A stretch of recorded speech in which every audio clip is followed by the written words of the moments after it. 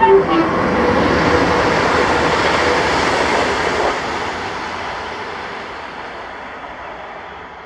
on the 29th of May I was at Inverkeithing, as went to see a Scotrail HST and Cross Country Voyager there. However, my first catch today would be the HST, and it's 1B18, the 1108 Scotrail Service to Edinburgh from Aberdeen with 43183 and 43028.